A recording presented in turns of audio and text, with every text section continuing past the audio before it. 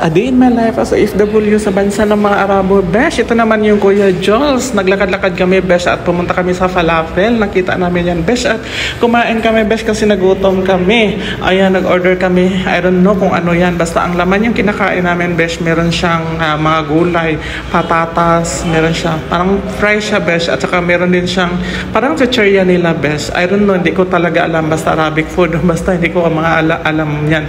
Pero masarap siya, Besh. Ang alam ko lang na nilagay nila na sauce is tahina at saka yung ketchup at saka yung shatta. I don't know kung ano sa Bisaya ang shatta or hot sauce siya, Besh. Masarap talaga siya. Meron siyang, hindi siya lagyan ng talong, yung pritong talong. Pero sa akin, Besh, hindi ko yan nilagyan, Besh.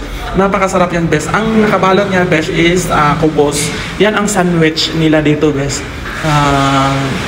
Masarap talaga. Pero sa akin, Besh, tubig lang ang inano ko, Besh, kasi mahilig talaga akong tubig, Besh. Ayoko masyado sa soft drinks, Besh, kasi iwas tayo sa UTI. At saka, Besh, yung lalamunan ko, Besh, nananakit siya sa katagalang uminom ng soft drinks. Kaya magtaka na lang kayo minsan yung boses natin nag-iba na.